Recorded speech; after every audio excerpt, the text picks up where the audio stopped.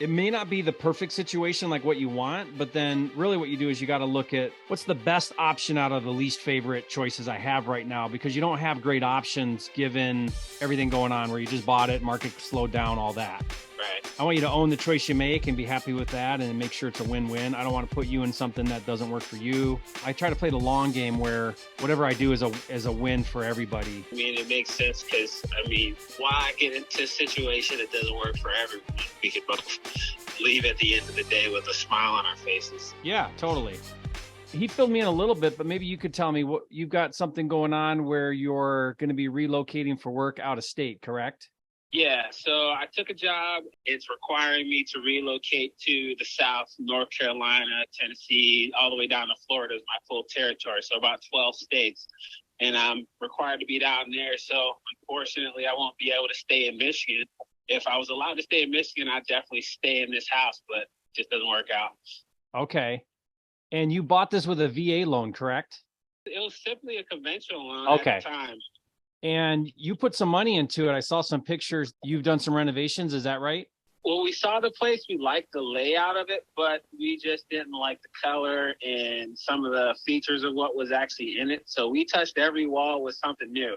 Mm-hmm. Whether if it was new paint, we actually remodeled some things, actually repositioned the entire bathroom. So it's a full master, if you've seen those pictures. Yeah. Full gut there, full gut in the kitchen, all new flooring, everything.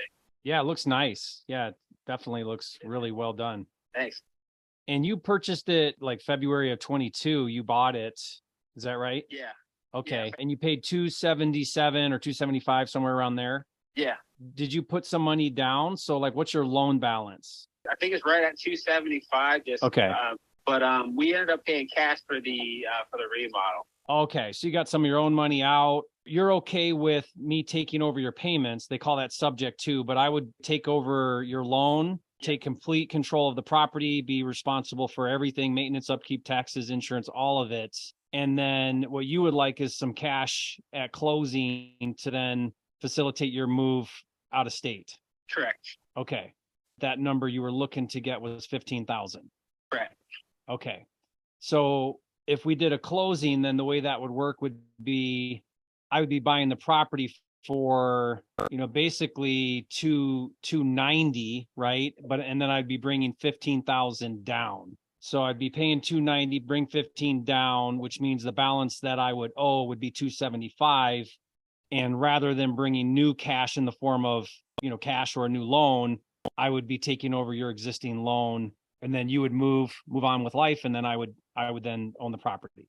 Ideally, that would make sense, but we did put roughly $65K into the remodel, so that put us all in at about 345. So what were you thinking that was different than what I said? What were you thinking? What made sense for us is maybe a payment plan and a balloon payment later on, to obviously cover that 65 grand that we put into it. I mean, we could certainly take a look at that. One of the challenges, the value of that property is around what you paid for it. And it might even be down a little bit because the market's kind of correcting in Michigan. Yeah. You paid retail for it, so you didn't really buy it. I mean, you paid fair market value, but you didn't really buy it at a discount. Yeah. So then I would be kind of buying it at retail. Normally I would never do, because as an investor, you always want to create equity when you buy. Right. But given that it's low cash in and I get to take over your existing interest rate, which is lower than rates are now, then it makes it worth paying retail for the property, right? Yeah. That's kind of the trade-off for paying more is good terms and low cash into the deal. Yeah. If you were looking for 65,000 to cover your rehab you spent and 15,000 for moving, that would probably put me way above current value and might not be a good investment move. You know what I mean? Penciling out the numbers. So that makes sense when you mention it that way. I was thinking it more along the lines of the 15 was inclusive with the 65. So 15 and 50, not 65 and 15. So 65,000 like total is what you were hoping to get in cash to like walk away. In some way, shape, or form, where it's some of it's over time and then some of it's upfront. I'm just kind of spitballing, right? But let's brainstorm. one thought would be, get you some cash at closing because that's kind of needed for your move. Yeah. So let's say we bring 15,000, but then what we could do is create a second position note for the difference. Let's just say it is 50,000. What would be difficult for me to do would be to make that a payment situation. So then on top of taking over your loan, I've also got a second payment. Yeah. But there's ways to structure it to where it could be like a 0%, zero payment loan. And then we could put like a long time on it. And then at whatever point in the future, whether it's, 30 days or 10 years, that leans on the property. So whenever I go to sell it, then that would get paid off. So it just would mean you'd have to wait. And it might be waiting a minute, just so you're clear, because, I probably would hang on to the property for a long time until it was worth whatever, twice in value in 10 years from now, or whenever that happens, and then sell it. When I sell it, I'd pay off the 275 existing first loan and then your 50,000 second loan. That maybe we could think through and work out. I'm still way overpaying because that means I would be all into the property for, well, let's see, 275 plus 65. Wow. So 350, a little less than that, right? That's not really a smart deal if I was paying cash or financing, because I'm paying way more than current value. But I would have to look at that as a long-term play. I'll never be able to sell it until values are closer to 400, because by the time I pay commissions and closing fees at some point in the future, that's another 20, 25 grand in cost to sell. I wouldn't sell unless I was going to make some money. So yeah, it might be a minute, but if you're okay with that, we could consider that. That's something I could take a look at. So ideally, I can mull it over and actually talk to the wife about it. See, your challenge is if you want to sell and get out of your loan, it's not 275. You're going to have to list it for sale for 315, try to get a 310, 305, so you can clear 20 grand in closing fees. That's always the challenge when you have, real estate agents involved is, that additional 3 to 6%. Typically to sell, it's smart to budget about 8%. So you pay 5 or 6 in commissions. So let's just say that you sell it for 310, and then you want to factor another 2% just to cover prorations, seller closing fees, title insurance, all those things. So if you take 310 times 8%, that's 25 grand. You would need to clear at least 300, somewhere around there, to just walk from the loan, not even to get 15,000 for moving. If you want 15 in moving, then yeah, you're going to need to be more like 315, sale price. So, right. And I don't think you're going to get that. The remodel. Yeah. And that's not even including so that would be wiped out. That's why something like this can be a win-win, but it does mean, given your situation, that you bought a year ago when the market was up, now the market's down, you haven't built any equity because not much time's gone by.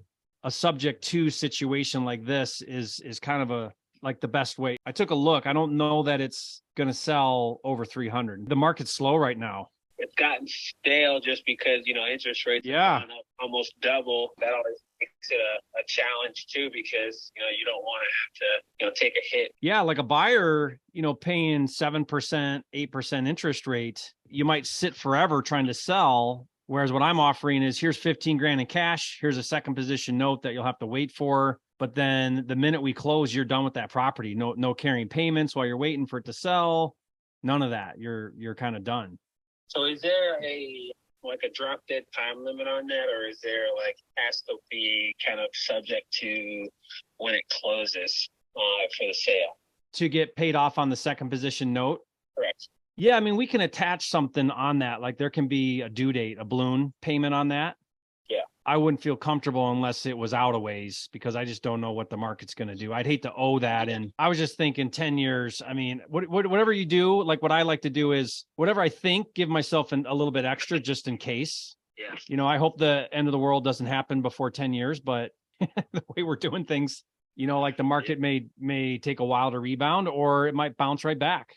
Yeah. And, there's a lot of options there where like an Airbnb type. Yeah, I got to look at some options, but he told me that there are not overnight vacation rental restrictions.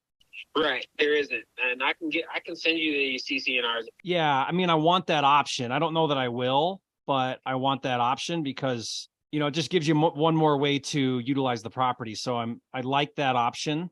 That was kind of important to me. They don't have any issues with long-term renters or anything like that either. I only know of one other unit there that is actually rented, and it was a long-term renter. I think he's been there like 8 years. So it's the kind of neighborhood where you can have renters in there for a very long time and they don't want to leave, especially a place that's remodeled like this one. Oh yeah, the location is phenomenal too for commuters. Like if you work really anywhere in Metro Detroit, you're right off the 75, and yeah, you're totally right. What's that other renter paying, do you know?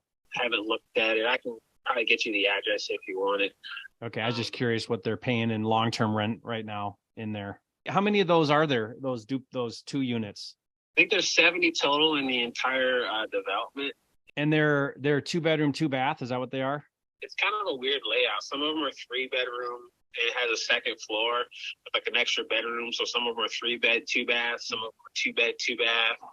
Mine also has an unfinished basement. So if there's an opportunity for you to expand on it if you wanted to, there's definitely. How high are the ceilings? Are they decent? Are they 9 feet? Basement, yeah, they're 8.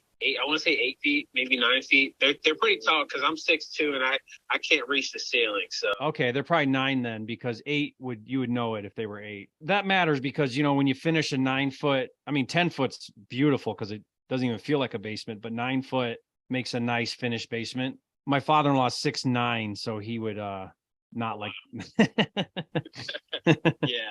You'd be cracking heads. Yeah. What I would recommend, it may not be the perfect situation like what you want, but then really what you do is you got to look at what's the best option out of the least favorite choices I have right now, because you don't have great options given everything going on where you just bought it, market slowed down, all that. Right. I want you to own the choice you make and be happy with that and make sure it's a win-win. I don't want to put you in something that doesn't work for you. I try to play the long game where whatever I do is a win for everybody. It makes sense because, why get into a situation that doesn't work for everyone? We could both leave at the end of the day with a smile on our faces. Yeah, totally.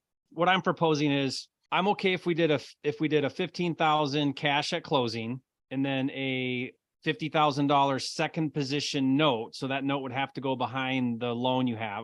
What's your interest rate? I think it's right at 5%. Right at 5. Okay. And are there any other terms? Like what would be what I'm going to need to do just if we come to a verbal agreement? We'll put a contract together, but I'm going to need a statement from your lender, and that'll show balance and interest rate and all that. I just need to verify those things and monthly payment. Do you know if your taxes and insurance are escrowed into your payment every month or separate? Yes, they're escrowed. Okay. And what's that monthly total payment then? Monthly total payment is $1,836. $1,836. So that would cover principal, interest, taxes, insurance. Okay. And then the HOA over there is how much? $400. $400 a month. Yeah. Okay. That's not included in the 1,800, right? No. That puts the monthly at 22 and some change, including the HOA. Yeah. Got it. Just to clarify, so it'd be a second position loan for $50,000, 15 cash at closing. I'd want to put a 10-year balloon on it. So then at 10 years, I got to pay it off no matter what's going on. So even if it's not worth it, I would owe that to you, have to pay that off. It would just be a lien position. So it'd be 0 interest, 0 payment, but a lien attached to the property with a 10-year balloon. And then just so you understand that, if I do nothing with the property and just hold it that whole time, I would owe the $50,000 at 10 years. But in the event I sell it in 2 years or whatever, anytime I sell it, that lien would have to get paid off. So you'd get paid off then. Yeah. Okay. So if you can make that work, I think we could put a deal together. How soon were you hoping to close? Have you moved out of town? Mostly packed up though. Okay. Yeah. So I'm flexible. So whatever date is best for you works for me. That sounds like a good plan.